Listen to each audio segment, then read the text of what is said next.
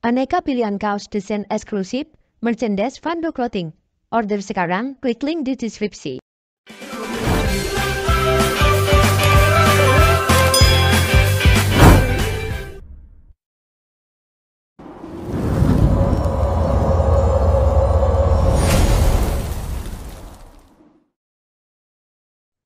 Oke, selamat pagi Bapak Ibu dan rekan-rekan semua. Terima kasih yang sudah hadir. Monggo, kalau mau ada yang dipersiapkan, catatannya atau mungkin ada pertanyaannya yang sudah mau diajukan atau mungkin akan dibahas bersama di sini, monggo silahkan untuk bisa disiapkan terlebih dahulu, nggih.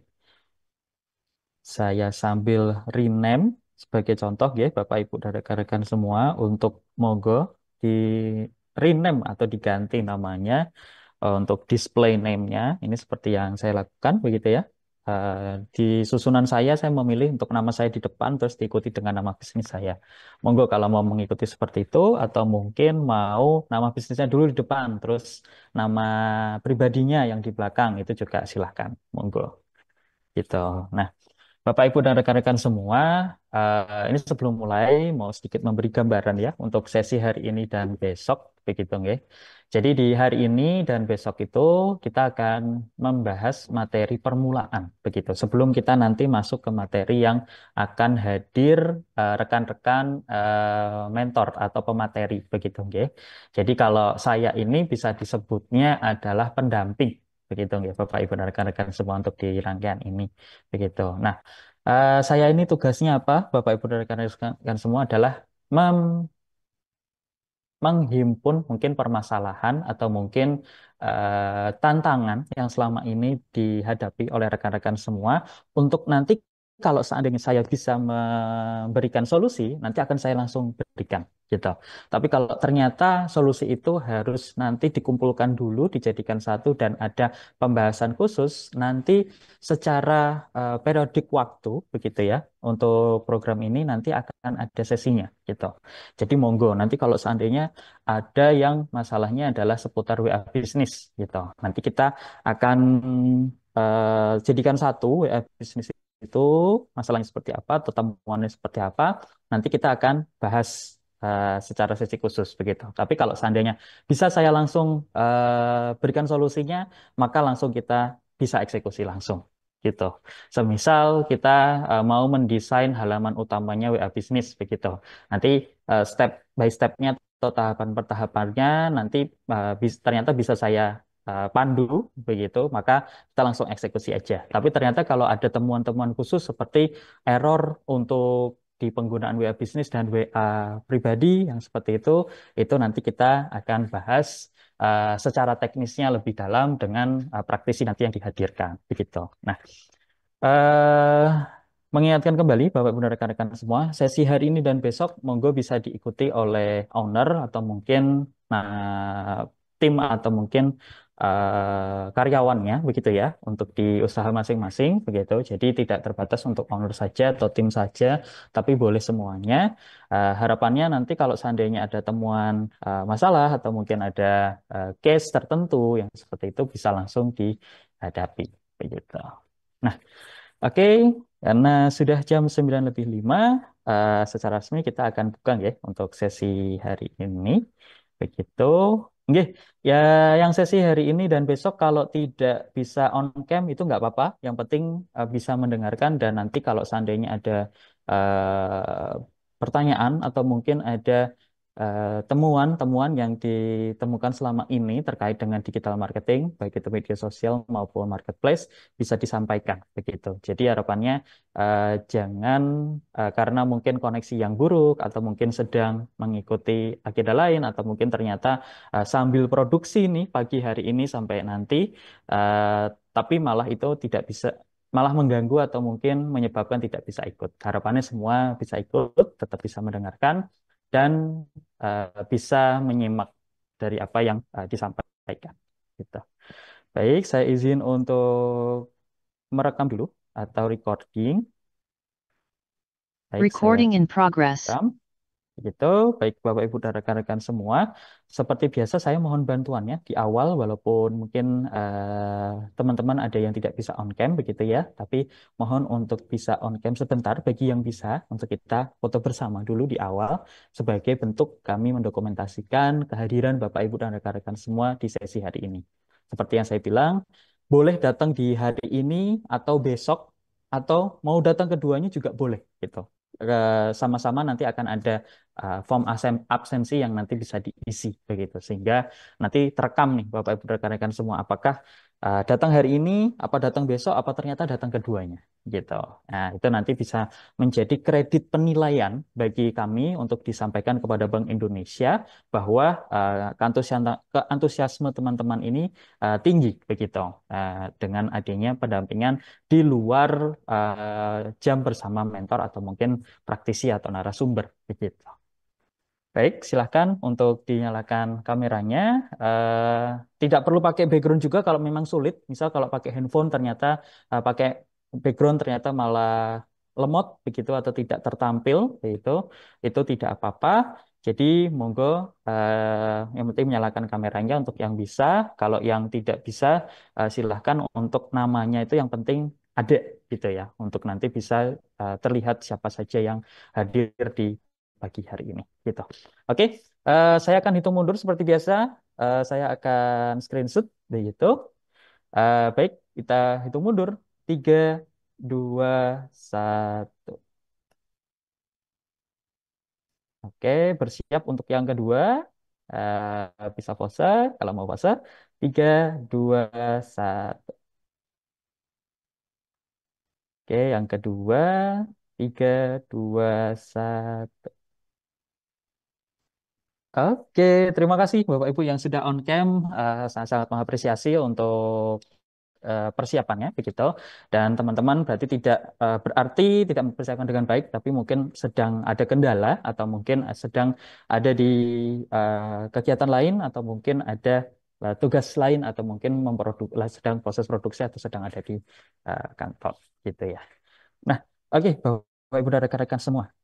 Ini saya mulai dengan satu materi yang nanti akan saya share screen. Materinya ini adalah seputar tim digital, Bapak Ibu dan rekan-rekan semua. Ya,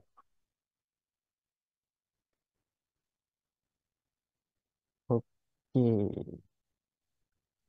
saya share screen. Nah, Bapak Ibu dan rekan-rekan semua di layar sudah tertampil begitu ya. Ada satu pertanyaan begitu ya. Tim digital yang efektif adalah kunci sukses dalam era digital. Nah, sebelum kita mulai, Bapak Ibu dan rekan-rekan semua, saya mau tahu siapa yang sudah punya tim digital marketing, tim atau tim pemasaran marketing, atau mungkin tim yang memang fokus untuk di pemasaran online. Gitu. Silahkan bisa ditulis di kolom chat begitu. Siapa saja yang sudah punya? Saya sudah, Mas. Sebutkan nama bisnisnya, misal King Carv, saya sudah, Mas. Cimu, Cimu sudah, Mas. Misal seperti itu. Silahkan ditulis Bapak Ibu dan rekan-rekan semua untuk kita tahu siapa yang sudah punya tim digital dan siapa yang belum punya tim digital marketing. Atau mungkin ternyata tim digital marketing ini masih dihandle langsung oleh owner, begitu. Itu juga bisa disampaikan begitu Bapak Ibu dan rekan-rekan semua. Oke. Ini sebagai gambaran di tempat saya bekerja sendiri, yang menjadi tim digital marketingnya itu adalah sebagian besar dari kami, gitu justru. Karena kami bergerak di bidang jasa, berarti Bapak Ibu dan rekan-rekan semua, dan kami memiliki kapabilitas untuk mempromosikan apa yang sedang kami lakukan, begitu. Karena jasa dan bentuknya adalah program pendampingan yang seperti itu. Setiap tim yang terlibat dalam pendampingan tersebut itu juga otomatis menjadi tim digital marketing, begitu. Nah, terima kasih. Ini sudah ada rekan-rekan. Oke. Omah Klepon masih saya sendiri, tidak apa-apa. Mbak Tanti dari Cimu. hadir. Nah, Mas Wando, terima kasih sudah konfirmasi, sudah ada. Begitu. Persiksari sudah ada, terima kasih. Terus masih dipegang sendiri dari Kopi Kuna. Nah, itu dari Pondok Mapan dihandle langsung oleh owner gitu. Terus dari Misi Jo, timnya masih mahasiswa, jadi tidak tetap. Baik. Terus ada yang masih dihandle sendiri, Mbak Tri. Mijun juga masih dipegang sendiri. Teh Tambi belum ada, masih dipegang sendiri. Lalu Demurensa, masih saya dan suami, tidak apa-apa. Srihana, setengah dipegang sendiri, setengah dikerjakan anak mahasiswa, jadi tidak permanen, gitu. Masih dilaksanakan owner, kadang dibantu karyawan, baik, tidak apa-apa. Part time, tidak apa-apa.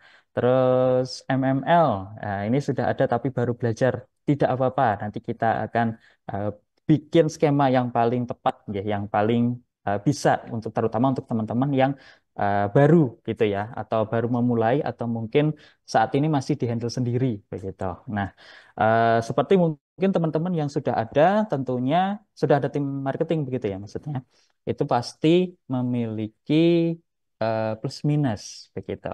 Nah, plus minusnya itu monggo bisa disampaikan sendiri begitu. Misal kalau saya yang handle sendiri, kelebihannya adalah mudah untuk saya tahu siapa konsumen saya, misal. Tapi kalau seandainya saya punya tim, mudah untuk proses pemasaran dan cepat dalam proses membalas, gitu. Monggo sambil disampaikan di kolom chat, Bapak Ibu dan rekan-rekan semua. Karena di layar kita ada pernyataan nih, pernyataan gitu ya, atau statement gitu. Statement yang bilang kalau tim digital yang efektif adalah kunci sukses di era digital. Begitu. Nah, sambil saya mendapatkan jawaban dari Bapak Ibu dan rekan-rekan semua, apa keunggulan kalau di handle sendiri dan kehandelan di handle oleh tim, itu kita akan lanjut di slide yang kedua. Nah, ini teman-teman. Ini sebenarnya adalah bentuknya saran gitu. Jadi tadi terutama untuk teman-teman yang mungkin sudah punya tim digital marketing sendiri, pasti punya skema yang cocok begitu ya untuk di bisnis usahanya masing-masing. Tapi saya mencoba untuk memberikan saran begitu di sini. Saran ini bisa langsung dipakai, diterapkan monggo, atau diaplikasikan di diri sendiri karena yang handle ini adalah owner yang handle digital marketing, yang seperti itu juga boleh begitu. Nah, kalau di pernyataan atau mungkin saran yang ada di layar kita bersama, itu ada tujuan yang memang harus dipahami begitu. Yang pertama, begitu. Yang pertama ini kita harus tahu bahwa adanya tim ini apakah sudah sesuai dengan apa yang ingin kita capai. Gitu. Semisal kalau seandainya kita tahu bahwa ada tim itu bisa mempermudah proses pemasaran, begitu. Tapi kalau dihandle sendiri itu masih bisa atau malah jadi sebaliknya kalau ada tim pemasaran sendiri ternyata ada pos biaya yang muncul dan itu di luar dari kapasitas usaha itu juga bisa menjadi pertimbangan Bapak Ibu dan rekan-rekan semua. Jadi yang pertama itu juga harus mengidentifikasi dulu tujuan bisnis dan marketing ini apa begitu. Jangan sampai adanya tim marketing nanti malah membebani atau mungkin belum tahu mau diapakan gitu. Nah, terus berlanjut ke yang kedua. Yang kedua ini adalah membuat strategi jangka panjang dan jangka pendek. Nah, jangka panjangnya itu nanti tim ini hadir sekarang, nanti ke depannya mau diapakan begitu atau nanti mau diperlakukan seperti apa atau nanti bisnis ini dengan adanya tim digital marketing akan semudah apa untuk promosinya atau mungkin untuk pemasarannya begitu. Nah, jangka pendeknya tentunya Bapak Ibu dan rekan-rekan semua harus sudah menyiapkan begitu ya skema-skema yang bisa dipegang atau dihandle oleh tim digital marketing begitu. Harapannya di jangka pendek ini teman-teman nanti bisa memaksimalkan peran dari hadirnya tim digital marketing begitu. Dan yang ketiga, nah ini tentukan saluran digitalnya begitu. Nah, per tahapan yang ada 3 poin ini bisa diaplikasikan untuk tim digital marketing secara langsung atau mungkin bisa digunakan untuk pribadi begitu. Atau mungkin kalau masih dipegang pegang sendiri berarti oleh ownernya begitu. Jadi kita sudah mulai harus mendesain Bapak Ibu dan rekan-rekan semua. Mumpung ini ada program onboarding, kita harus mendesain begitu. Kalau seandainya saya sekarang ini bisnis sudah berjalan 2 tahun, begitu. 2 tahun untuk digital marketingnya dipegang owner. Saya sehari bisa handle 15 customer yang tanya-tanya begitu. Terus closing ordernya ternyata hanya 10 dari 15 tersebut begitu. Ini bisa menjadi evaluasi apakah kalau seandainya ada tim digital marketing eh, calon klien atau calon konsumen ini lebih banyak nanti masuk ke kita atau tidak begitu atau mungkin nanti ternyata closingnya kalau ada digital marketing closingnya lebih cepat dan lebih banyak itu bisa jadi kayak gitu jadi pertimbangan-pertimbangan itu harus mulai dipikirkan dan didesain. Nah untuk yang kedua tadi misal kalau seandainya sudah ada tim digital marketing bisa sesederhananya adalah dibayangkan bahwa ketika belum ada tim, itu saya kesulitan untuk menghandle konsumen secara cepat. Karena mungkin saya masih harus produksi, saya masih harus ngecek proses produksi, masih harus ke pabrik atau ke tempat produksi, nah, seperti itu. Dan ternyata selama proses itu ada potensi-potensi konsumen yang tanya atau mungkin berkomunikasi kepada kita, tapi kita tidak bisa handle itu begitu. Itu mungkin sesederhana bayangan strategi jangka pendeknya begitu. Jadi fokus untuk handle konsumen, salah atau calon konsumen yang tanya-tanya. Nah, terus yang ketiga, nah nanti tim digital marketing atau mungkin skema yang nanti dibuat ini mau ditaruh di mana gitu.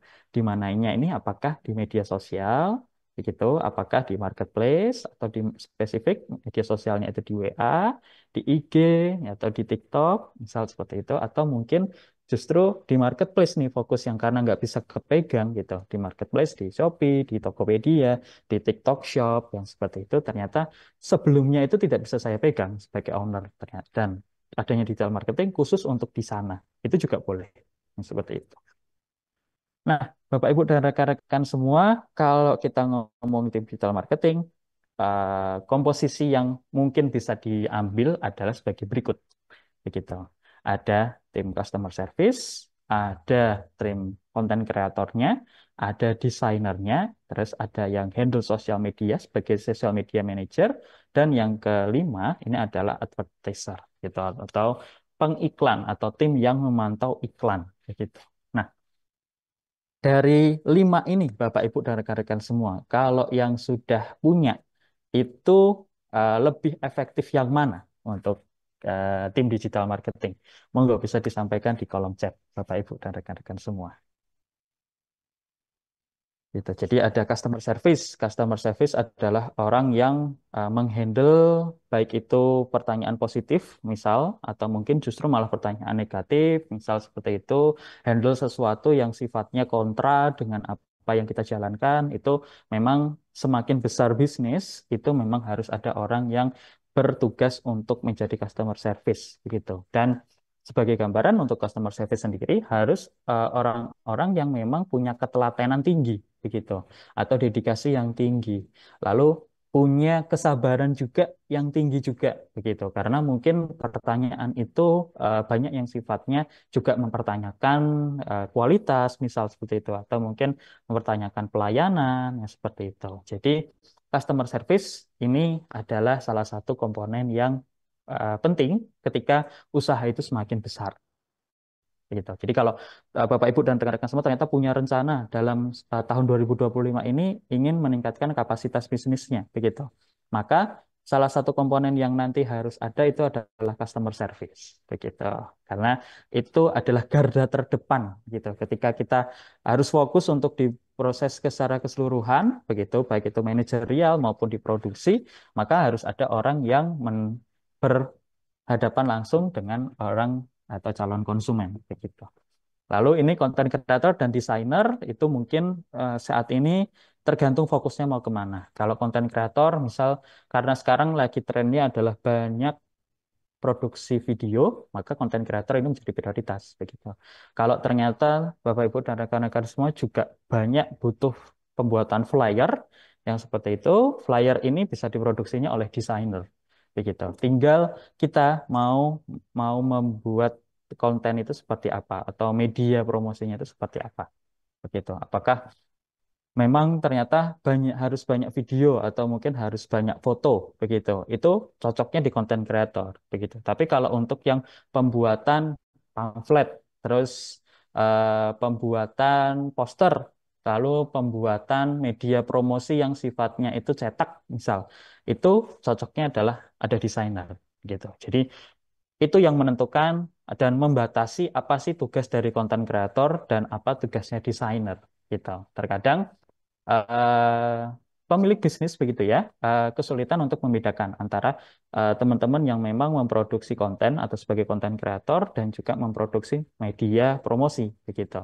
Itu pembandingnya harus ditentukan oleh kita gitu, karena kalau kita mengandalkan di salah satu, bisa jadi ya, bisa jadi salah satunya itu tidak maksimal begitu. Tapi memang kalau syukur-syukur punya tim yang kapasitasnya bisa di content creation dalam bentuk video atau foto dan juga desain dalam satu orang, itu sangat luar biasa begitu. Tapi seringnya seringnya adalah tim ini punya balancing yang tidak sama gitu.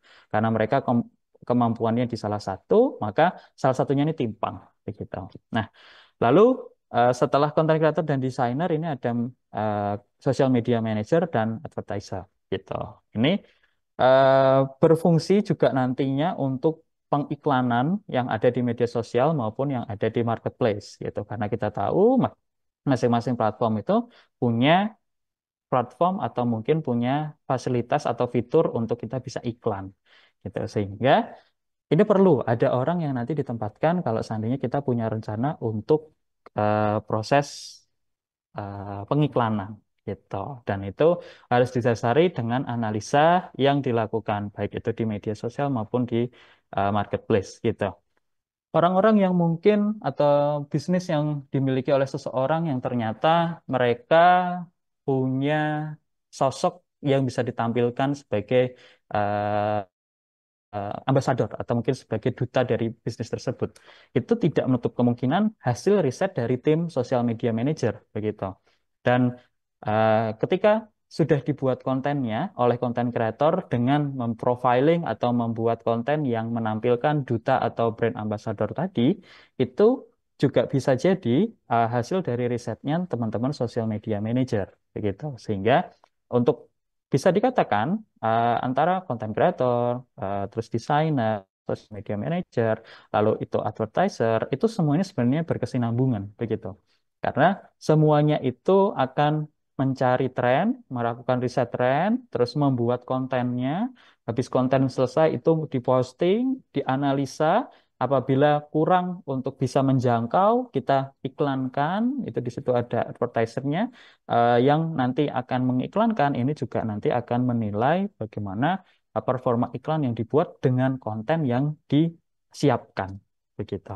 Jadi bisa dibayangkan siklusnya atau lingkarannya itu akan sangat kuat begitu ya antar satu dengan yang lainnya, mulai dari sosial media, lalu konten kreator, nanti ada desainer, desainer nanti menyampaikan kepada tim pengiklan, pengiklan nanti akan melakukan riset dan melaporkan, nanti berputar lagi untuk bikin konten dan seterusnya begitu.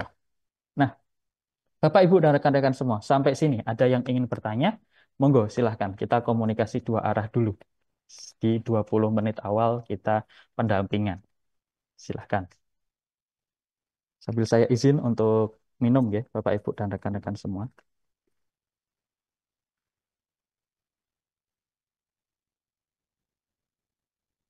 Oke. Jika belum ada, siap. Ini saya sambil baca dulu ya, Bapak Ibu dan rekan-rekan semua untuk pertanyaan atau mungkin apa yang disampaikan oleh Bapak Ibu dan rekan-rekan semua. Dari Mbak Misi, kalau di handle sendiri ternyata senang bisa membentuk brand personality yang dan lebih enak komunikasinya gitu. Jadi konsumen tahu maunya apa gitu. Lalu lebih baik jika ada karena biasanya mahasiswa lebih cerdas untuk digitalnya. Betul. Dan ini mungkin yang perlu kita pahami Bapak Ibu dan rekan-rekan semua, terutama mungkin kalau kita punya produk ternyata produknya ini sasarannya adalah teman-teman atau mungkin orang-orang yang berusia muda gitu. Maka eh, tim digital marketing ini juga harus teman-teman yang memang punya usia yang muda juga gitu sehingga mereka update trennya cukup cepat begitu. Dan itu sebuah skema yang memang tepat untuk kita meng-hire teman-teman yang lebih muda daripada kita gitu. Memang mereka punya kelebihan untuk tahu tren itu lebih cepat dan lebih update untuk saat ini begitu.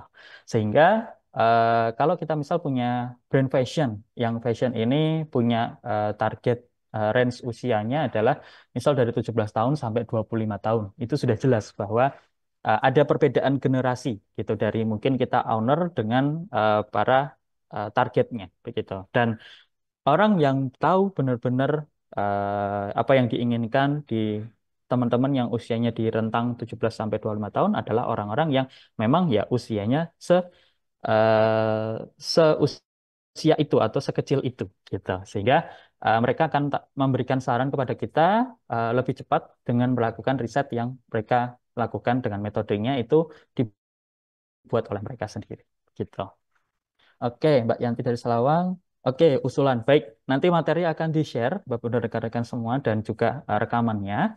Itu nanti bisa didapatkan, begitu. Namun saat ini kami sedang mengumpulkan dulu untuk folderingnya, begitu, untuk nanti bisa di-share dan lebih enak nanti dipelajari ulang oleh Bapak, Ibu, dan rekan-rekan semua. Terima kasih sarannya, begitu.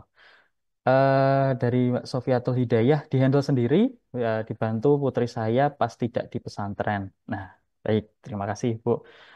Terutama kalau misal kalau putrinya punya usia yang sesuai dengan target pasarnya itu lebih baik begitu. Nah, dari Mijun marketing sudah ada tim, tapi kalau tim promosi untuk sosmed belum ada karena masih pegang sendiri.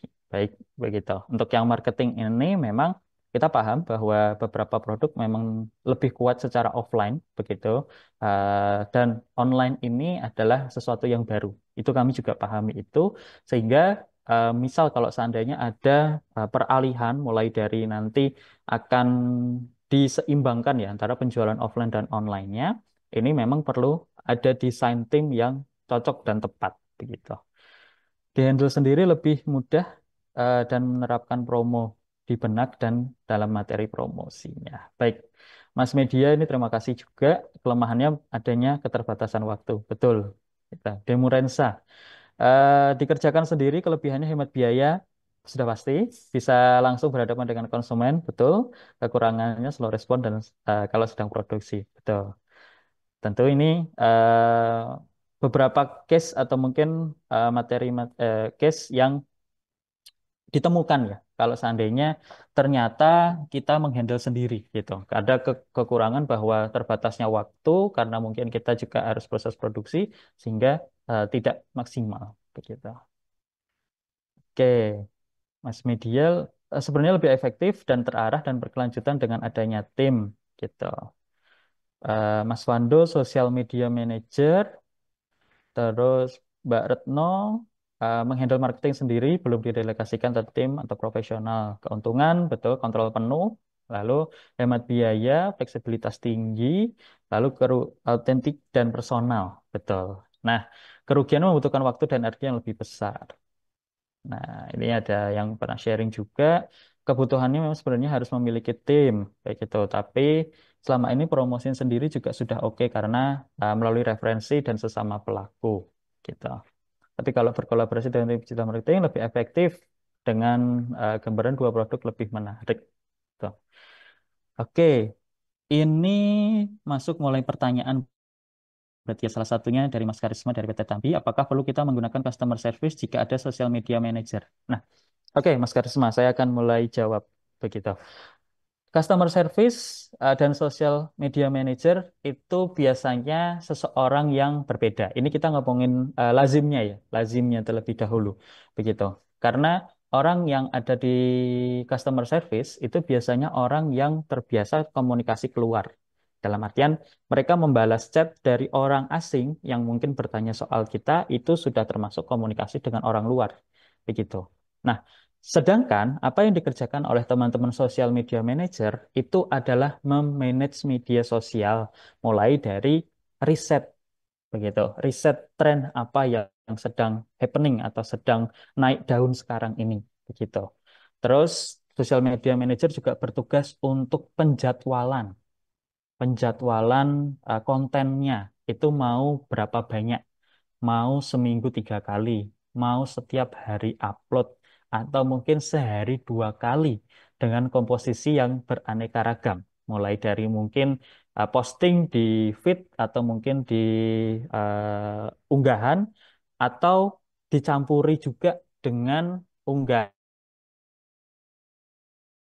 begitu, baik itu di WA maupun itu di Instagram, di Facebook yang seperti itu. Nah, itu tugas sebagai contoh tugas social media manager begitu. Nah, tapi antara customer service dan social media manager ini bisa disatukan apabila memang yang menjadi platform utamanya adalah platform media sosial. Begitu. Sebagai contoh, kita semua publikasi saat ini diutamakan melalui Instagram, TikTok, dan Facebook. Begitu.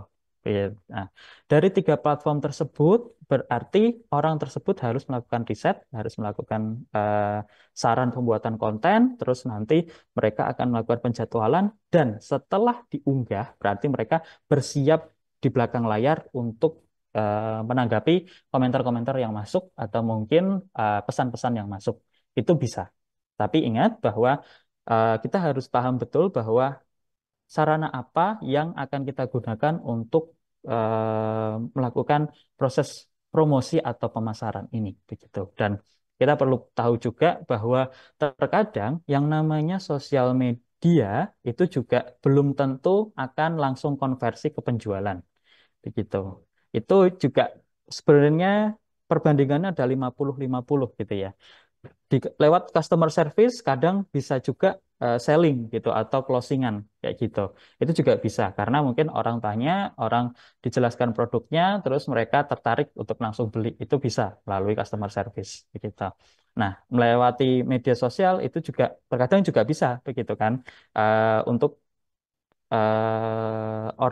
orang itu bertanya lalu ternyata tertarik dan langsung order begitu.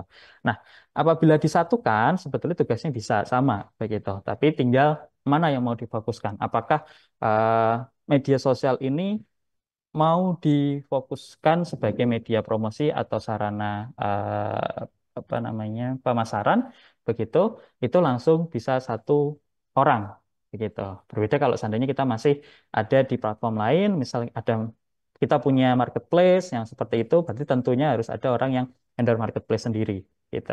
Itu saran dari saya gitu. Lalu kita berlanjut dari Mas Media, apakah tim digital harus lengkap dengan 5 komponen ini? Apakah kita bisa memilih mana yang ada di digital sendiri? Nah, Mas Media, gambarannya seperti tadi yang saya sudah jelaskan untuk pertanyaan Mas Karisma. Komponennya itu ditentukan sendiri sesuai dengan kebutuhan, begitu. Semisal kalau sekarang ternyata lebih banyak penjualan itu di Shopee, maaf di Shopee Food atau mungkin di GoFood gitu, karena Pondok Mapan adalah sebuah kedai dengan memproduksi produk ready to eat atau siap dimakan, kayak gitu. Itu mungkin lebih cocoknya adalah untuk teman-teman yang di social media manager dan atau mungkin di content creator begitu. Nah, karena apa?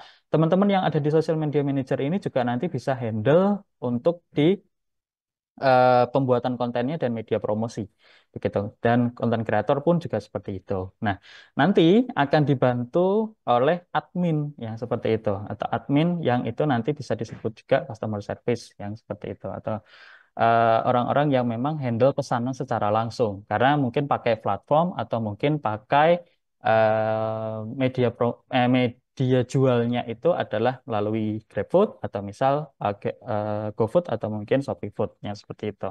Nah, itu lebih cocoknya nanti ada admin atau mungkin yang handle pesanan secara online seperti itu. Jadi sebagai gambaran itu tadi untuk Mas Media gitu. Nah, oke. Dari Mbak Widya Putra Bahari, manajer sosmed biar bisa efektif gimana caranya? Nah, eh, Untuk yang manajer sosmed ini, manajer sosmed itu sebetulnya mereka akan bekerja sesuai dengan apa arahan kita. Itu yang utama, yang seperti itu. Nah, apa yang perlu disiapkan untuk mereka adalah bagaimana timeline itu, gitu. Misal kalau seandainya timeline itu adalah sebagai contoh, misal kalau seandainya selama ini sebelum ada social media manager, ternyata kita hanya bisa upload sehari satu kali, gitu. Dan setelah upload, ternyata kita tidak bisa menanggapi komentar yang masuk melalui unggahan yang kita upload. Misal seperti itu ya. Itu nanti bisa ditambahkan adanya social media manager untuk nanti kita bisa menambahkan tugas dia adalah untuk handle komentar atau mungkin pesan yang masuk setelah unggahan itu masuk begitu atau terunggah gitu. Lalu bisa juga dari yang tadinya satu kali unggahan itu ternyata setelah ada social media manager itu bisa dua atau mungkin tiga unggahan dengan setiap unggahannya itu bisa dihandle dan bisa dianalisis begitu. Nah, bedanya supaya lebih efektif, jadi kita tahu atau paham bahwa dengan adanya social media manager, kita pada akhirnya bisa lebih fokus untuk hal yang lain atau untuk pengembangan bisnis, begitu. Mindset atau mungkin pemikiran seperti itu yang mungkin menjadi dasar bahwa kalau seandainya kita ada orang baru, itu akan membantu memudahkan pekerjaan kita, gitu. Lalu pekerjaan yang tadinya tidak bisa saya handle, akhirnya bisa saya handle dengan maksimal, begitu. Karena mungkin komunikasi eksternal atau melalui platform itu ternyata sudah diberikan kepada tim yang baru yang sudah dihandle. Seperti itu. Itu gambarannya. Lalu ini ada Mbak Yanti. Pertanyaannya adalah saya akan membangun tim. Apakah memungkinkan customer service, admin online? Ya, adalah sesuai mungkin dalam satu tahap. Gitu. Untuk Mbak Yanti pertanyaannya adalah mungkin dan memungkinkan untuk prosedurnya seperti itu, begitu. Karena begini, kalau seandainya kita akan ada tim, sudah pasti ada cost yang akan keluar, begitu ya, atau biaya yang akan keluar. Biaya yang akan keluar itu sesederhananya harus terkonversi. Misal kalau kita membayar admin senilai misal 2 juta, berarti kita harus ada konversi selling itu sebanyak 2 juta, bagaimanapun caranya, begitu. Sehingga kita harus paham betul bahwa nanti kalau seandainya ada tim, itu nanti kita berarti ada beban yang harus bertambah, begitu ya. Nah, beban yang bertambah ini harus ditutup dengan apa? Nah, sederhananya adalah dengan selling itu tadi. Makanya silahkan diprioritaskan mana yang nanti akan dikuatkan terlebih dahulu. Apakah memang selama ini banyak di marketplace dan saya tidak bisa handle karena tidak tahu sistemnya. Maka akan lebih cocok kalau seandainya di situ ada admin yang handle marketplace begitu. Tapi ternyata saya adalah ahlinya marketplace begitu dengan marketplace yang bisnis saya pilih saat ini dan saya justru tidak tahu bagaimana menghandle sosial media yang baik begitu. Berarti yang dipilih adalah media sosial manager itu atau sosmed manager terlebih dahulu karena kita perlu untuk meningkatkan awareness atau mungkin meningkatkan publisitas dari produk kita ya seperti itu. Nah, Eh, komposisinya adalah untuk menentukannya sederhananya adalah komposisi ini nantinya akan menutup mana dulu celah yang tidak bisa dihandle sebelumnya begitu. Jadi harapannya nanti Bapak Ibu rekan-rekan semua sudah bisa memikirkan kalau seandainya ingin mendesain tim itu apa yang tidak bisa dihandle terlebih dahulu gitu. Terus nanti kita urutkan, kita buat skala prioritasnya, mau handle apa dulu. Apakah misal kalau kita ngomongin media sosial, ada Instagram, ada WA, ada TikTok, gitu. Mau mana yang diprioritaskan dulu? Ternyata susunannya setelah dicek adalah lebih banyak WA dulu, berarti WA nomor satu kita kuatkan, lalu di Instagram, terus baru di TikTok, seperti itu. Terus, misal di marketplace juga sama, ada beberapa marketplace, terus kita akan tentukan dulu nomor satu, dua, tiga, sampai seterusnya, untuk nanti kita kuatkan dulu. Ingat, Bapak Ibu dan rekan-rekan semua, kalau yang sudah kuat, itu kita harus evaluasi dulu, karena kita harus benar-benar bisa membuat skema yang lebih tepat atau paling tepat untuk yang paling kuat dulu, sebelum kita beranjak ke platform-platform lain, begitu. Jadi harapannya, jangan sampai kita sudah kuat di satu platform, tapi ternyata ketika kita menambah platform baru, itu malah yang kuat tadi makin runtuh. gitu. Itu jangan sampai kayak gitu. Jadi kita harus tahu dulu, evaluasi dulu yang kuat ini, fokus di sana dulu, baru kita akan masuk ke yang lain. Gitu harapannya ketika nanti sudah ditinggal, kita fokus di platform yang lain seperti itu ya. Itu itu tetap terjaga skemanya atau polanya sehingga kekuatan itu tetap ada di sana dengan kita bertambah kekuatan baru. Seperti itu Bapak Ibu dan rekan-rekan semua. Oke, kita sambil lanjut dulu, nanti pertanyaannya akan dijawab lagi. Oke, nah ini Bapak Ibu dan rekan-rekan semua, ini nanti bisa saya share begitu ya untuk materinya. Tapi ini sebagai gambaran, ini adalah kalau seandainya kita mau mendesain tim, begitu, mendesain tim. Komponennya itu seperti apa dan persyaratannya itu apa yang kayak gitu. Jadi sederhananya kami sudah coba buatkan yang seperti ini gitu.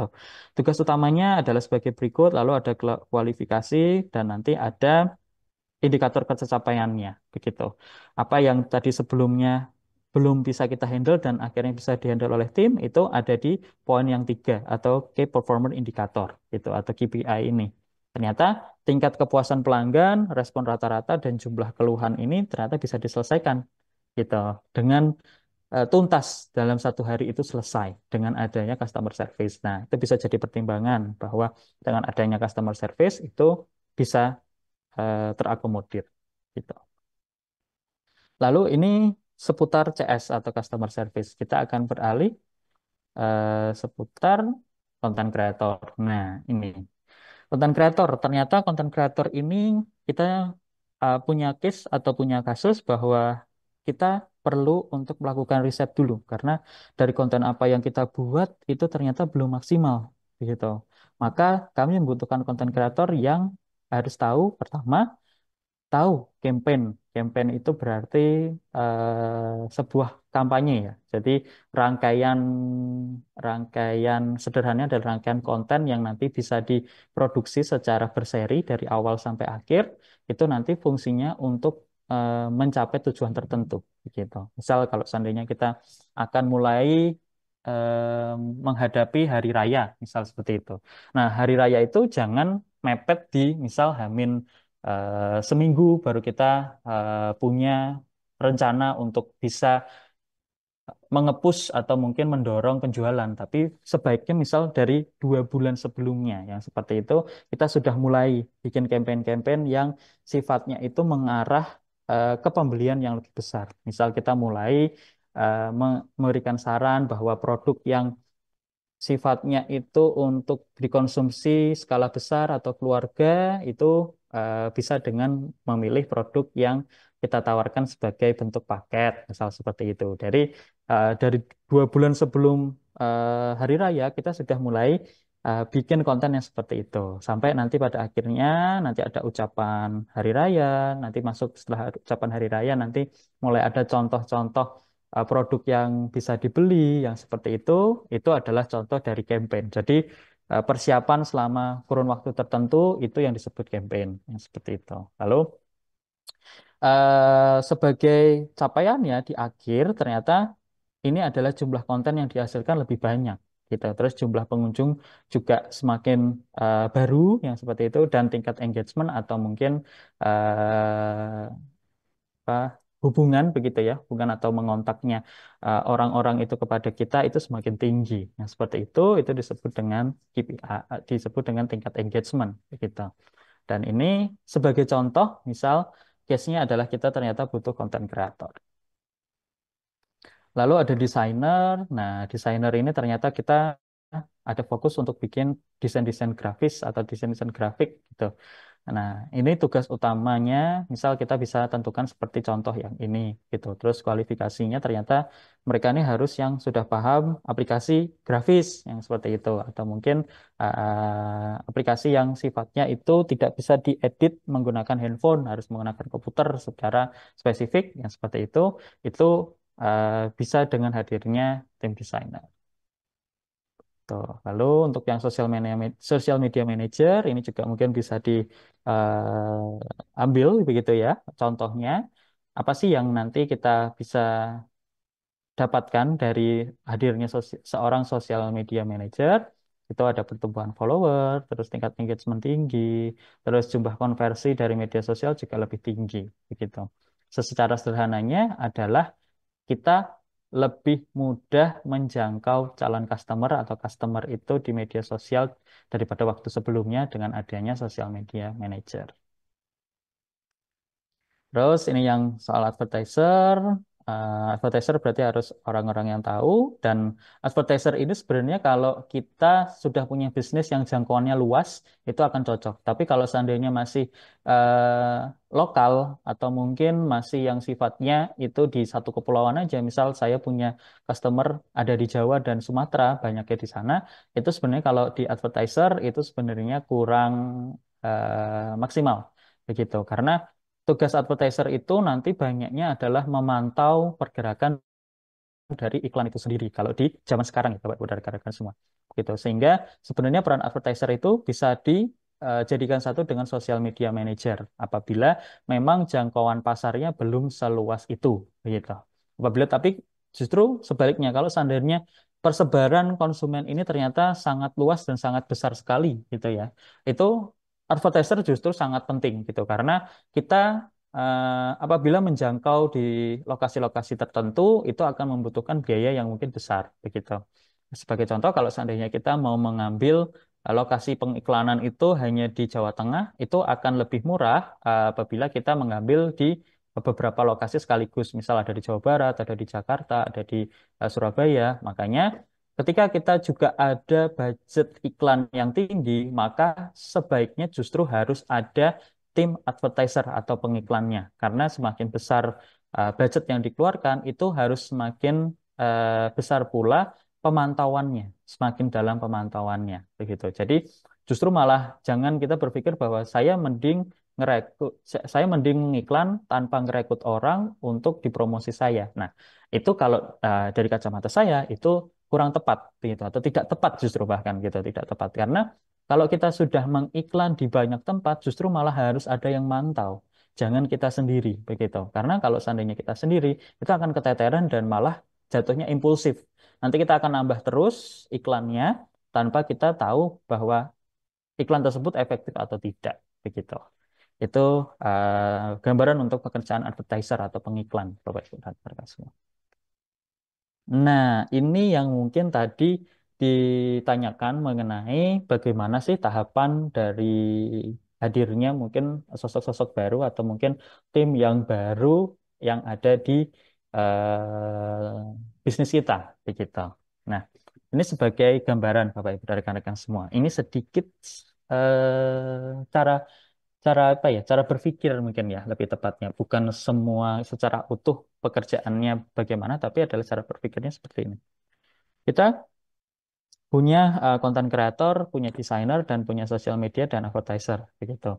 Nah, di sini ini kita bagi tugasnya kalau konten kreator itu bikin rencana kontennya, begitu. Rencana konten ini bisa juga dia tag langsung kalau misal dia ternyata spesifik untuk konten kreator yang untuk di media sosial, begitu dia bikin rencana kontennya langsung untuk dia eksekusi kontennya itu bisa jadi, gitu. Terus atau enggak kalau seandainya rencana konten itu turunkan kepada tim desainer untuk nanti melakukan proses desain begitu. Lalu setelah konten itu jadi, baik itu berasal dari konten kreator atau mungkin dari desainer, maka berlanjut pada social media manager yang mana dia sudah tahu kapan konten tersebut cocok untuk diunggah. Misal kita sudah tahu dengan adanya social media manager, konten kita dibagi atas dua waktu, misal diupload sebelum jam makan siang dan diupload setelah jam makan malam,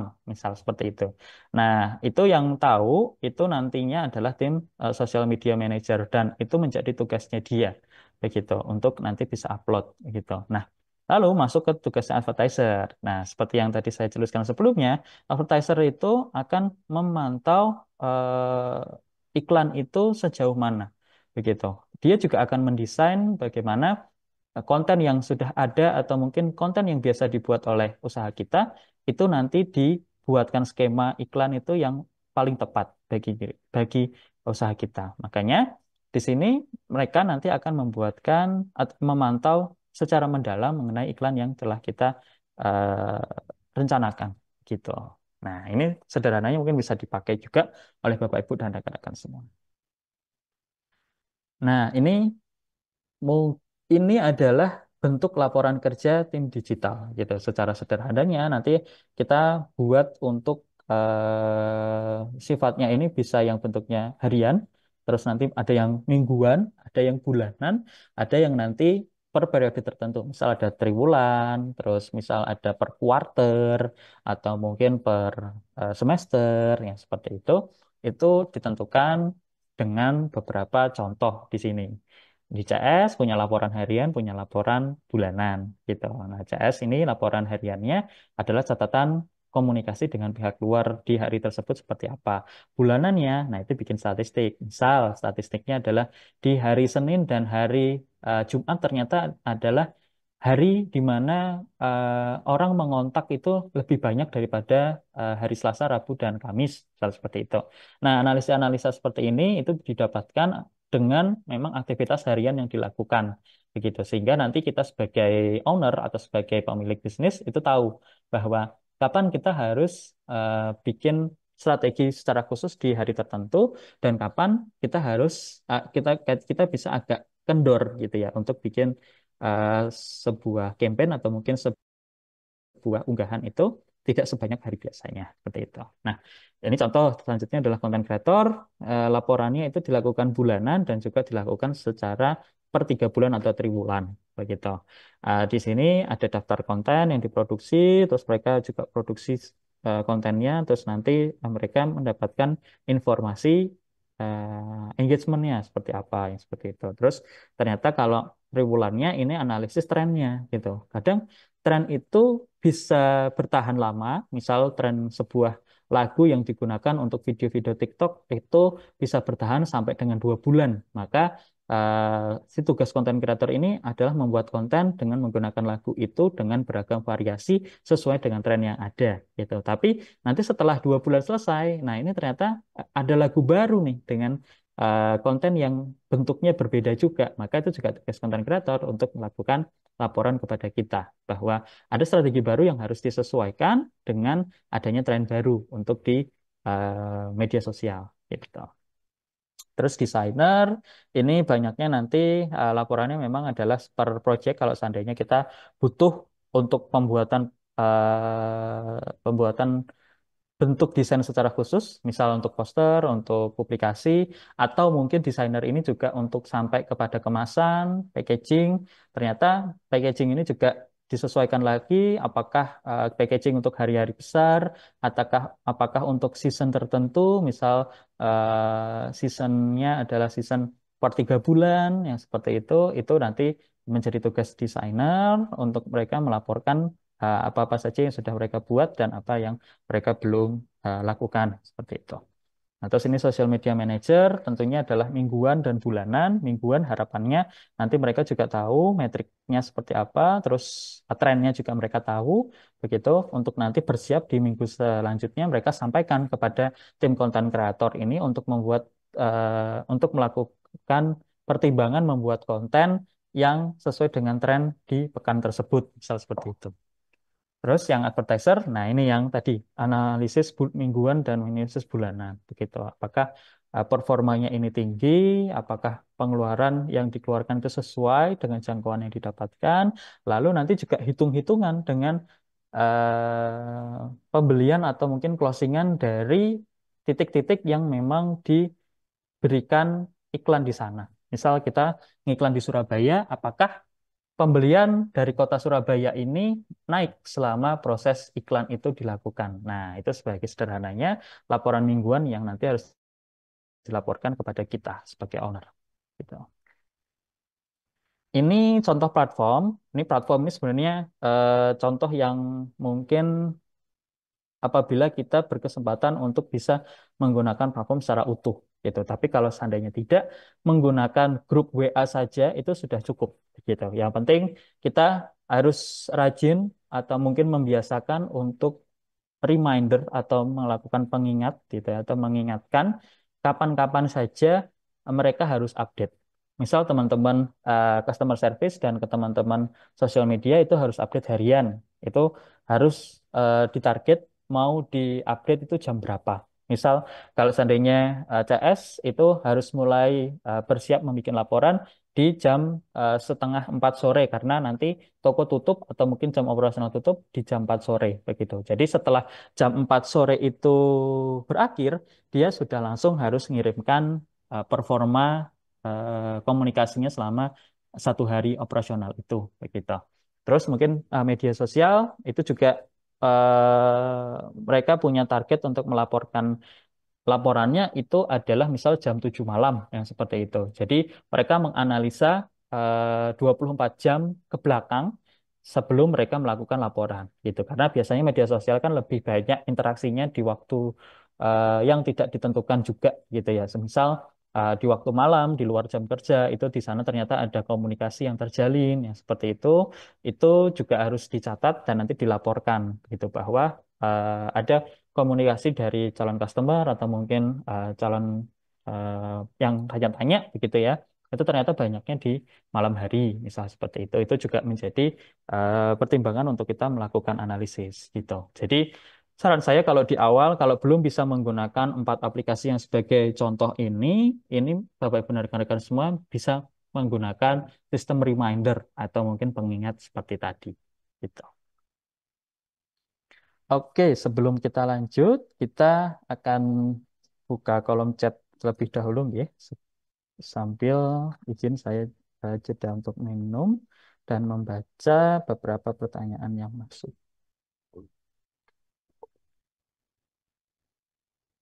Oke, misi Jo, apabila produk belum ikut salah satu marketplace di mana Mas meski sudah melakukan banyak promo sendiri melalui media sosial, apakah bisa dikatakan efektif atau tidak efektif?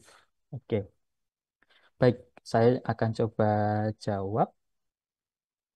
Sebelumnya, saya izin untuk mengirimkan ini ya Bapak Ibu dan rekan-rekan semua, link untuk kita absensi gitu. Ya, ini link absensinya. Silahkan sambil saya menjawab pertanyaan begitu, lalu silahkan sambil absen juga sampai dengan sesi ini selesai di jam 10.30 nanti. Oke, tadi lanjut dulu dari yang misi Jo. Jika produk belum ikut salah satu marketplace, apakah efektif begitu ya melakukan banyak promo begitu. Nah, sebenarnya gini, misi dan mungkin untuk teman-teman semua juga ya.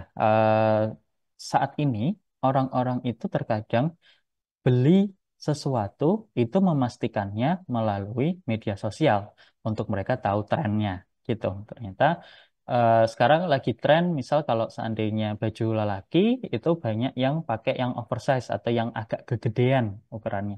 Baik itu kaos maupun kemeja misal seperti itu. Nah, mereka akan cari dulu nih saran-saran atau OOTD gitu ya atau mungkin saran-saran outfit yang akan dipakai dengan padu padan yang oversize tadi.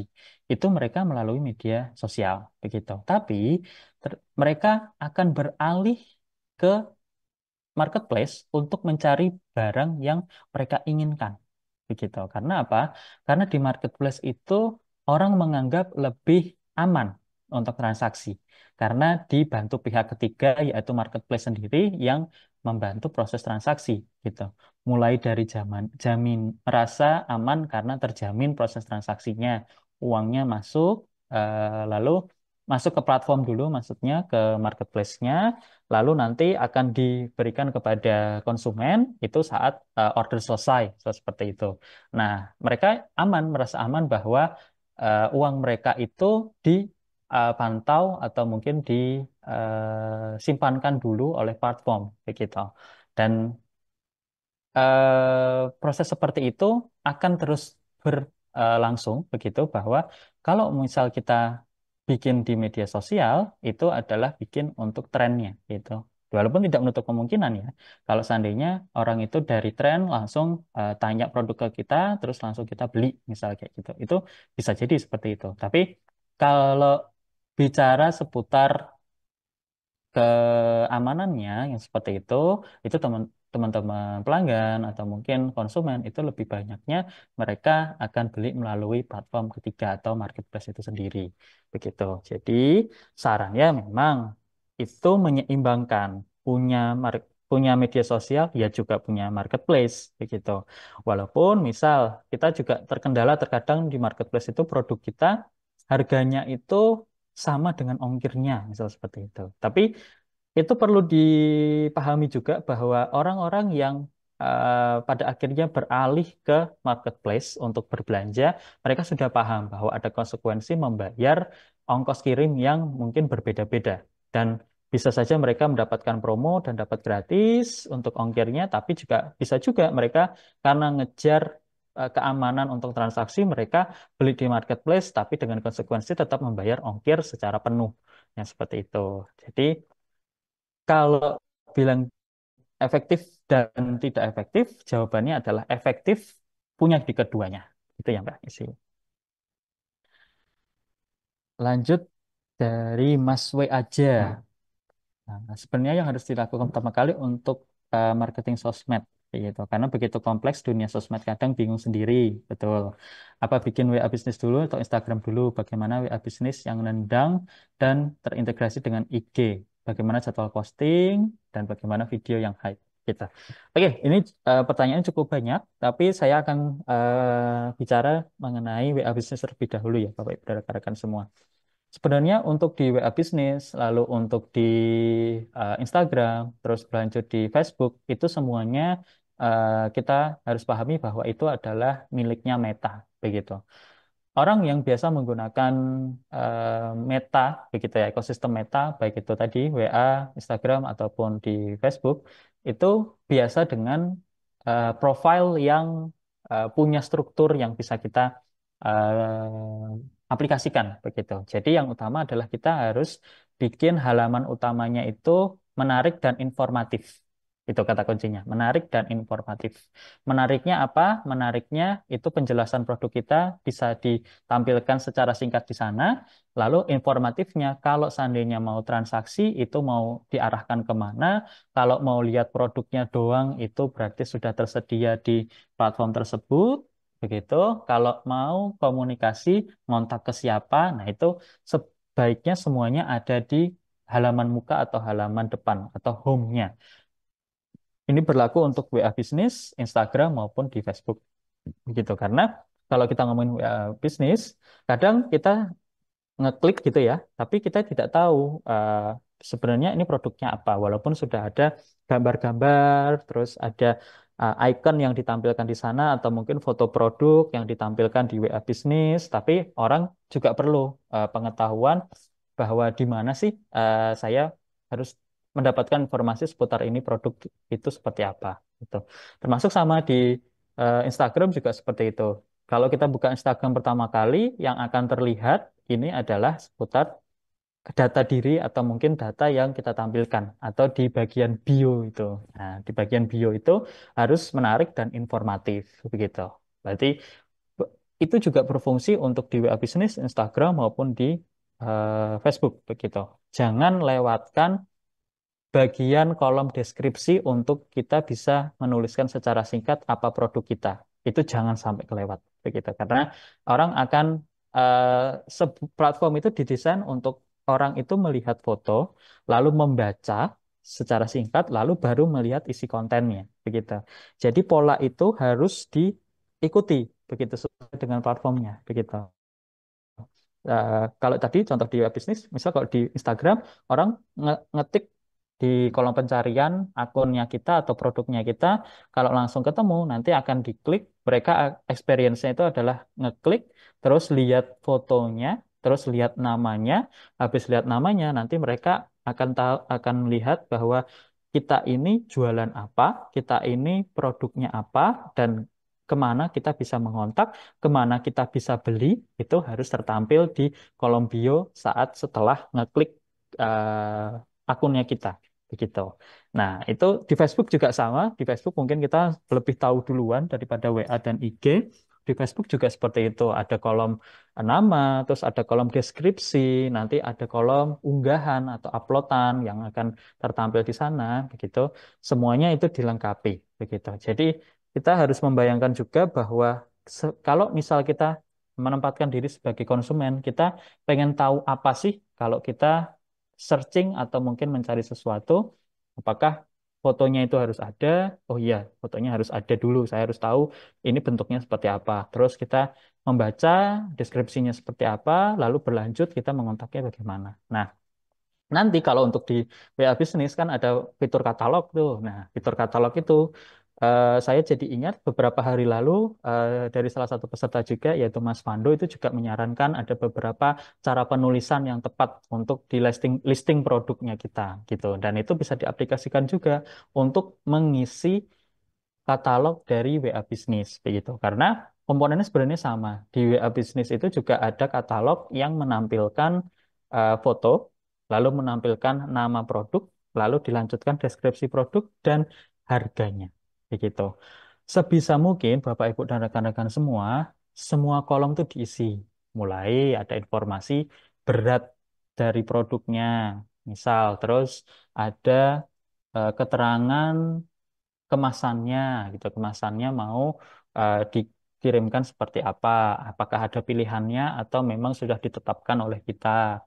Kalau ada pilihannya misal mau pakai kardus, mau pakai bubble wrap atau mungkin hanya produk diplastiki saja karena mungkin produknya aman seperti misal pakaian, itu sebaiknya diberitahu di situ. Kalau seandainya ada penambahan harga untuk packaging, itu juga silahkan ditambahkan di deskripsi yang terpisah. Misal paket packaging, gitu ada kardus, ada bubble wrap yang seperti itu, terus ada misal ada kartu ucapan tambahannya misal ya, itu dihargakan berapa ya seperti itu. Jadi eh, calon konsumen atau mungkin orang yang akan mengakses akun kita itu akan terbayang begitu ya bahwa produk kita itu siapa, terus produk kita itu apa, di mana kita bisa mengontak. Kalau kita sudah bisa mengontak dan ngecek barangnya, itu barangnya apa aja. Gitu. Jadi flow itu atau mungkin tahapan itu harus mulai terbayangkan oleh kita gitu dalam mengelola media sosial terutama seperti itu ya.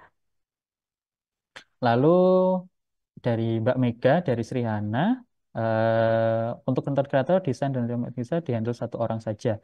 Bagaimana cara mengatur waktu dan prioritas kerja? Nah, ini menarik Mbak Mega, karena mungkin kita dipasrahi untuk menjadi menghandle pekerjaan secara digital, maka kita bisa menggunakan pembagian waktu. Misal kita jam kerjanya adalah 8 jam, begitu ya, 8 jam.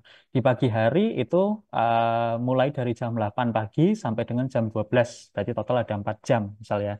Nah, di 4 jam itu silahkan dibagi mulai dari pengecekan dulu semua device gitu ya, termasuk di akun-akunnya. Misal dari jam 8 sampai jam setengah 9 pagi itu adalah pengecekan semua sosial media.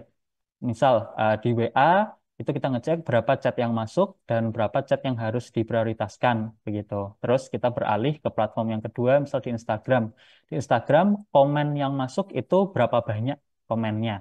Lalu di DM-nya atau direct message-nya itu berapa banyak dan skala prioritasnya bagaimana. Nanti kita catat dulu begitu. Berlanjut ke platform lain, misal ada di marketplace maupun di social commerce seperti di TikTok itu juga polanya sama seperti itu. Nah, setengah jam pertama berarti digunakan untuk pengecekan seluruh akun begitu. Lalu mulai kita buat skala prioritaskan dari misal setengah 9 sampai 1 jam ke depan sampai setengah 10 itu fokus di membalas chat-chat yang masuk begitu. Membalas itu berarti kita standby juga gitu untuk siap untuk membalas pertanyaan lain yang masuk ketika di luar jam kerja kita, misal seperti itu.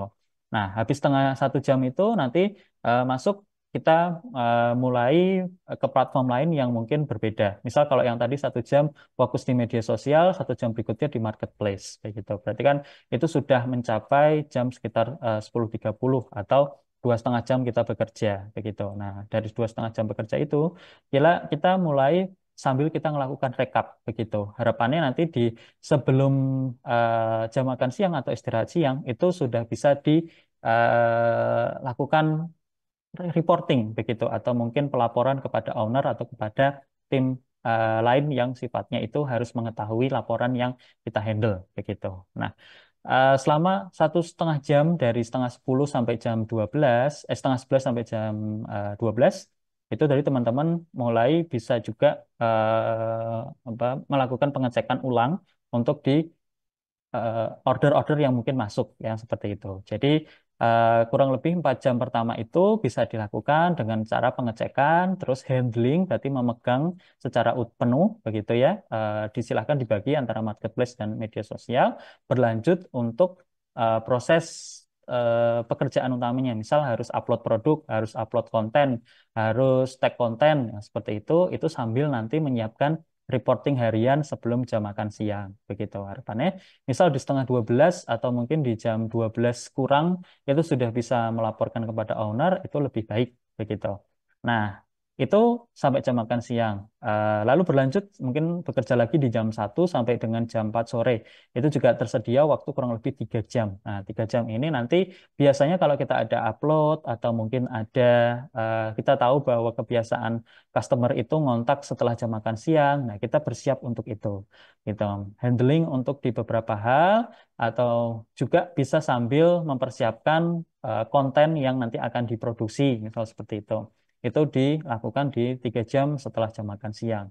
Seperti itu. Nah, itu sebagai gambaran kasar bagaimana kita bisa membagi tugas yang cukup banyak begitu di satu orang begitu. Karena kita tahu bahwa memang kalau kita tidak memfokuskan itu malah nanti tidak bisa mendapatkan hasil yang maksimal begitu. Atau kalau memang punya customer yang punya kebiasaan atau habit tersendiri, itu bisa juga nanti kita bikin semacam jam operasional untuk fast responnya kita, yang seperti itu. Makanya kan banyak mungkin di brand-brand yang besar, yang seperti itu, mereka justru kadang punya waktu-waktu tertentu untuk membalas chat, yang seperti itu. Karena itu memang berkaitan dengan performa yang nanti bisa mereka berikan, gitu. Misal, kalau di 2 jam itu orang-orang akan banyak bertanya, maka bisa di standby kan orang lebih banyak daripada biasanya. Misal seperti itu. Dan nanti orang yang diperbantukan itu dari divisi lain atau mungkin dari bagian lain, tapi berkaitan dengan membalas pertanyaan, sesi pertanyaan yang berkaitan dengan perihal tertentu, yang seperti itu. Itu mungkin sebagai gambaran dan semoga bisa membantu. Oke, dari berlanjut dari Mas Sulistiono, dari Leksana Coffee, untuk konten kreator apakah setiap harinya harus update sosmed, gitu harus ada jadwal posting setiap minggu supaya dilirik customer tidak merasa bosan. Ya, Mas Sulistiono, untuk upload konten itu sebetulnya sesuai dengan harus kita tahu dulu bahwa trennya itu seperti apa. Kalau di awal ini baru mungkin kita mau memulai, kita coba untuk di beberapa waktu. Tapi dikatakan setiap hari itu bagus juga setiap hari, tapi waktunya kalau bisa berbeda-beda.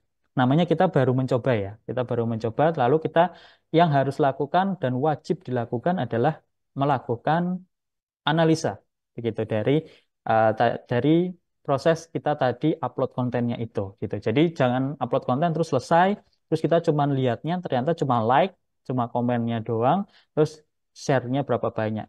Tapi kita juga harus tahu belakang layarnya gitu. Karena di setiap media sosial itu setiap unggahan yang kita lakukan atau kita unggah setiap konten itu sebenarnya ada laporan yang lebih detail begitu. Seberapa banyak orang melihat, seberapa banyak orang berinteraksi dengan konten kita, itu harus dicatat baik-baik dan nanti dilakukan evaluasi untuk di periode selanjutnya. Misal kalau di minggu ini kita upload konten setiap hari, tapi waktunya beda-beda. Misal jam sebelum makan jam siang, terus ada yang sore, ada yang malam, ada yang justru pagi setelah jam masuk kantor. Nah, itu kita lakukan analisa dari 1 minggu itu upload setiap hari, begitu. Nah, nanti baru kita mulai tuh tentukan apakah dijeda setiap 2 hari sekali, apakah justru malah diperbanyak di hari tertentu kita upload 2 konten, tapi besoknya jeda, terus baru besoknya lagi kita upload konten lagi. Nah, itu bisa dilakukan apabila kita sudah tahu atau sudah melakukan trial and error gitu. Karena algoritma atau mungkin perpindahan dari media sosial, tren media sosial itu sekarang cukup sulit untuk di-track, tidak seperti di beberapa tahun lalu begitu. Kalau di tahun sekarang ini kebiasaan orang akses itu juga berbeda-beda. Tinggal kita tahu dan tinggal kita berani mencoba dan kita tahu setiap apa yang kita coba itu laporannya seperti apa. Begitu, Mas Listiano. Oke, ini dari Nuroshine. Oke, Nurul Sian bertanya bagaimana algoritma Shopee berapa kali mencoba tapi belum maksimal. Baik. Lalu bagaimana agar live bisa berjalan optimal? Dan ketiga adalah apakah menggunakan jasa ad promosi menjamin peningkatan? Begitu. Oke, saya akan jawab yang pertama dulu. Yang pertama itu sebenarnya apa yang dilakukan di Shopee itu memang tidak bisa secara instan untuk bisa kita langsung meningkatkan begitu. Nah, di Shopee itu kalau yang sepahaman saya mungkin nanti rekan-rekan yang juga sudah mengalami bisa menambahkan atau bisa membantu menjawab juga.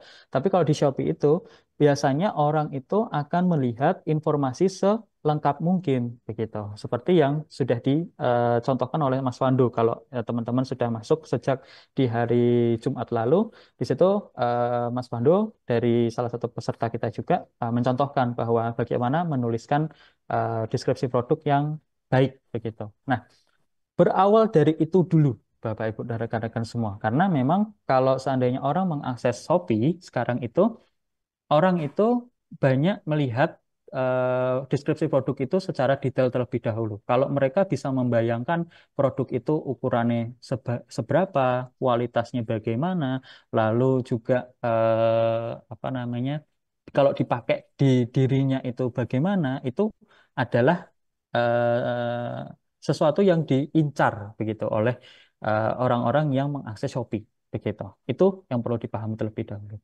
Terus yang kedua, agar live bisa optimal dan menyelesaikan target. Ini mirip dengan apa yang dilakukan dengan upload tadi, upload konten. Yang namanya live itu harus dicoba beberapa waktu, beberapa kali dulu dicoba dan dilakukan analisa. Semisal viewersnya berapa, syukur-syukur kalau terjadi konversi, konversinya itu banyaknya di jam berapa, di hari apa, yang seperti itu. Karena kalau seandainya kita ngomonginnya optimal, itu tidak bisa langsung kita bikin jadwal atau schedule yang saklek begitu, karena harus kita lakukan riset dulu. Gitu. Setiap produk itu beda, setiap jenis barang itu juga bisa berbeda. Nah, seperti itu. Sehingga silahkan untuk mencoba dulu di beberapa waktu. Begitu. Nanti dilakukan analisa seperti tadi viewersnya berapa, konversinya berapa. Gitu. Terus yang ketiga, apakah menggunakan promosi menjamin peningkatan produk atau tidak? Begitu. Itu jawabannya bisa iya, bisa tidak. Gitu, Bapak, Ibu, dan rekan-rekan semua. Karena kita tahu bahwa kalau seandainya promosi itu sifatnya adalah yang utama adalah untuk engagement terlebih dahulu. Seberapa banyak orang tahu produk kita, ya seperti itu. Karena itu yang perlu kita pahami. Yang namanya iklan itu tidak selalu langsung konversi, begitu. Nah, untuk kita bisa mulai iklan itu menjadi konversi, kita juga harus tahu dulu gitu dan mencoba atau trial dan error ya kayak gitu. Termasuk seperti tadi prosesnya kita coba untuk tembak di beberapa titik yang memang potensial, itu menentukan potensial atau tidaknya itu dari order yang masuk begitu dari daerah tertentu, ternyata ternyata produk kita tuh lagi tren di sana begitu. Nah, kita justru malah tembakkan iklan di sana supaya orang-orang itu lebih banyak tahu dan lebih banyak membicarakan. Lalu setelah mereka membicarakan, mereka mulai untuk kepo dengan produk kita gitu, dan ada akhirnya beli melalui kanal yang kita sediakan. Misal belinya langsung order atau mungkin di marketplace yang seperti itu. Terima kasih, semoga menjawab. Oke, selanjutnya ini adalah bagaimana cara mengelola Shopee Sellers buat pemula, dan menarik customer Shopee yang order buat kasih ulasan bintang 5. Soalnya susah banget gitu. Jangan kan buat review ngasih bintang, ngeklik pesanan selesai aja tidak. Nanti uang kita diketahui di Shopee. Baik. Nah, Bapak Ibu dan rekan-rekan semua, memang ini saya baru bisa menjawab untuk dari sisi konsumen, begitu ya. Nanti memang untuk sesi marketplace sendiri akan ada sesi tersendiri dan nanti akan ada narasumbernya, begitu. Dan ini secara utuh nanti akan saya rekap dulu pertanyaannya, tapi saya akan jawab dari sisi konsumen dulu ya, begitu. Nah, untuk kita sebagai konsumen, saya sebagai konsumen itu akan mengingat bahwa saya harus melakukan submit konfirmasi bahwa itu sudah saya terima, itu ketika saya mendapatkan pemberitahuan saat barang itu diterima. Baik itu misal yang bentuknya kartu atau mungkin bentuknya stiker yang nanti memberitahukan bahwa ketika saya terima produknya, saya juga membaca gitu bahwa permohonan atau mungkin permintaan untuk melakukan review gitu atau bintang 5 apabila puas menggunakan produk kita. Begitu. Kalau saya sebagai konsumen, saya akan lebih ingat itu ketika diingatkan seperti itu. Begitu. Jadi terkadang kalau seandainya kita sebagai konsumen itu adalah kadang kita terlewat gitu karena kita sudah merasa bahwa barang itu diterima yang kita ingat bahwa oh saya sudah pernah beli dan saya mau coba langsung pakai tapi setelah mereka pakai atau mereka konsumsi kalau itu makanan itu ternyata mereka lupa untuk melakukan review begitu atau mungkin lakukan submit konfirmasi bahwa mereka sudah menerima begitu. Jadi saran saya kalau sebagai ini sih dari kacamata konsumen ya, dari bukan kacamata seller atau mungkin platform adalah dengan pemberitahuan yang memang disematkan di produk itu gitu. Boleh itu misal stiker di bungkus utamanya atau mungkin kartu atau mungkin stiker yang ditempel atau disematkan di dalam produknya, misal di luar kemasannya atau di plastik dalamnya, yang seperti itu lebih membantu kita untuk mendapatkan konfirmasi lebih cepat. Gitu. Semoga bisa menjawab saat ini. Oke, ini Mbak Misi. Terima kasih untuk pertanyaannya. Baik, terima kasih untuk dukungannya, Mbak. Begitu, semoga kita juga tetap semangat. Terus, Mas Media, terima kasih juga. Lagu tren sangat berpengaruh. Ya, jawabannya iya, Mas Media. Terutama untuk di platform yang fokus di video, seperti di TikTok itu sangat berpengaruh. Begitu. Kalau di Instagram itu seringnya kebentur dengan copyright, begitu. Berbeda dengan di TikTok, banyak lagu-lagu yang viral, banyak lagu-lagu yang happening atau lagi hype itu tidak kena copyright, begitu. Lebih aman karena kita tahu kadang lagu-lagu yang ada di TikTok itu banyaknya lagu remix dan orang-orang membuat konten itu menggunakan lagu remix itu gitu. Jadi tidak terdetek atau tidak diketahui bahwa itu melanggar peraturan copyright atau tidak. Begitu. Jawabannya seperti itu, Mas Media. Baik, dari Cermina, terima kasih untuk pertanyaannya. Cermina, tim konten, namun kadang konten belum ramai. Kalau sekalinya ramai pun belum tentu akan reach penjualan atau customer. Pertanyaannya bagaimana engagement konten agar ketika membuat konten tidak hanya mencapai angka awareness, tapi ingin customer membeli produk kita. Ya, oke. Pertanyaannya dari cermina.id. Kalau kita paham bahwa memang yang namanya media sosial utamanya adalah untuk engagement, ngejar share, ngejar like, ngejar komen, terus ngejar bagaimana produk kita dibicarakan, di-share untuk banyak orang, itu memang sebenarnya adalah tujuan dari eh, media sosial, begitu. Nah, agar untuk bisa kita mulai mengejar konversi dari adanya konten, itu memang ada konten-konten yang memang didesain untuk membuat orang itu teringat untuk membeli gitu. Jadi kayak ada konten ajakan untuk membeli misal gitu. Nah, konten ajakan membeli itu misal ada konten yang memang misalnya kita ngomongin fashion ya. Misal fashion atau mungkin Cermina ID ini adalah produk craft atau mungkin produk yang bisa digunakan untuk dekorasi. Ada konten yang menggambarkan bagaimana produk tersebut digunakan atau diaplikasikan.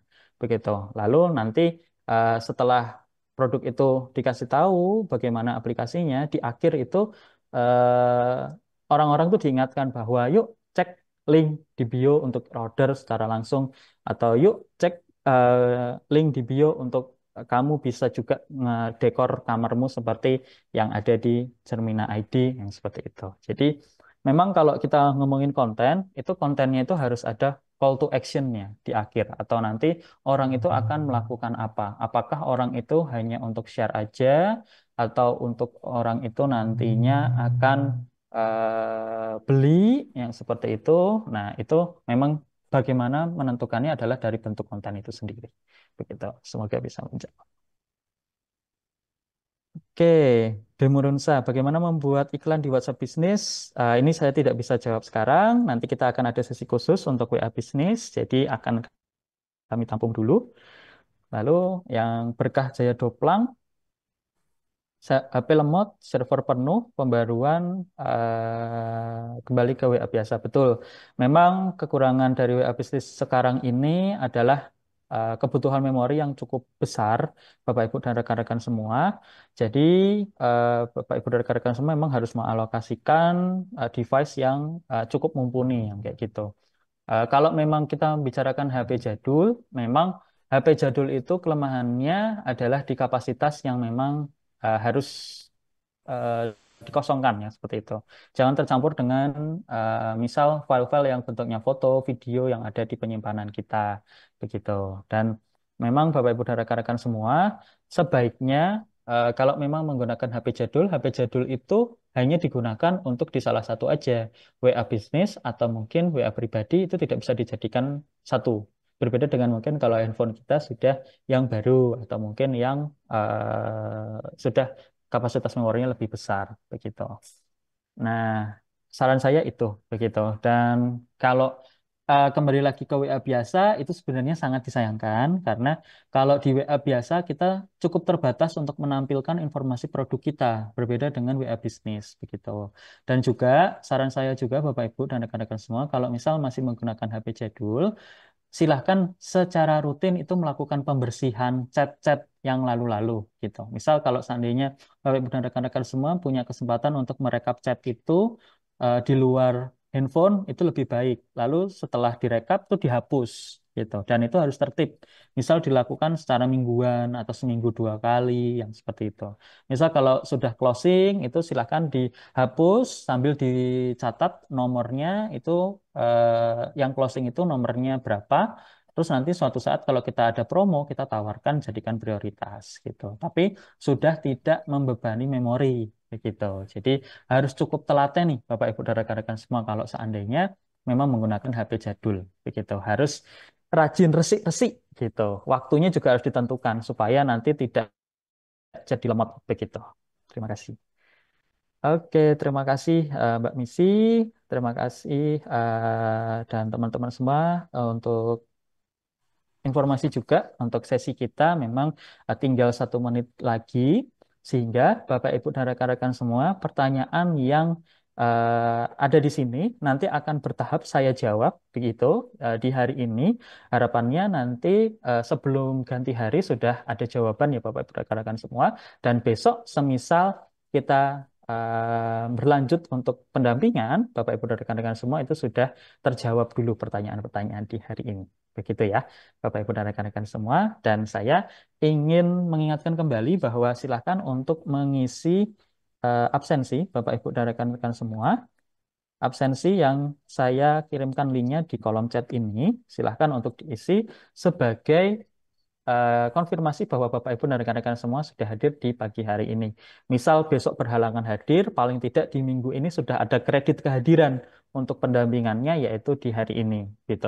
Syukur-syukur kalau misal seandainya besok bisa hadir lagi begitu. Nah, Bapak Ibu dan rekan-rekan semua di hari ini kita cukup banyak membahas seputar tim bisnis dan mengarah ke media sosial. Di besok hari kita akan membahas pengelolaan media sosial tapi besok yang paling besarnya adalah kita coba untuk menggali marketplace ya Bapak Ibu dan rekan-rekan semua gitu. Jadi besok kalau ada yang pertanyaan seputar marketplace itu silahkan nanti bisa diajukan dan kita bahas bersama. Pun juga sebaliknya, kalau teman-teman misal sudah berhasil melakukan beberapa case atau mungkin beberapa kendala yang saat ini sudah dihadapi, itu monggo juga bisa di-share atau bisa saling menjawab satu sama lain. Begitu. Karena harapannya kalau untuk di sesi pendampingan tanpa adanya narasumber seperti ini, kita bisa komunikasi dua arah.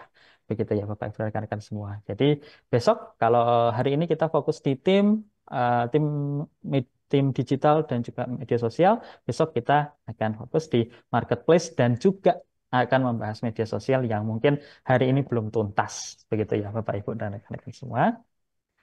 Baik, eh saya sebelum untuk kita berakhir di sesi hari ini, saya mengingatkan kembali Bapak Ibu dan rekan-rekan semua untuk mengisi absensi yang linknya sudah saya kirimkan. Absensi ini sebagai kredit kehadiran Bapak Ibu dan rekan-rekan semua di sesi pendampingan hari ini. Begitu. Apabila besok tidak bisa hadir, maka sudah terhitung hadir satu kali dalam pekan ini untuk di proses pendampingan program Prodigious 2025 ini. Gitu. Bapak Ibu dan rekan-rekan semua, karena kita terbatas oleh waktu untuk di seksi tatap muka seperti ini, harapannya nanti semua pertanyaan akan kami rekap, akan kami jawab sesuai dengan apa yang kami pahami dan seperti rules atau peraturan yang tadi saya sebutkan di awal, apabila tidak bisa kami jawab secara langsung, nanti akan menjadi bahasan saat kita bertemu dengan praktisi atau narasumber yang lebih berpengalaman dan juga lebih praktikal atau applicable dari masalah-masalah yang mungkin ditemui oleh Bapak Ibu dan rekan-rekan UMKM peserta. Begitu ya, Bapak Ibu dan rekan-rekan semua. Terima kasih untuk semua atensi dan pertanyaan dan juga responsnya terhadap sesi pada pagi hari ini. Semoga apa yang kita pelajari dan share bersama itu dapat bermanfaat dan dapat diaplikasikan untuk bisnis kita masing-masing. Saya tutup untuk sesi pada pagi hari ini. Wassalamualaikum warahmatullahi wabarakatuh. Terima kasih Bapak Ibu.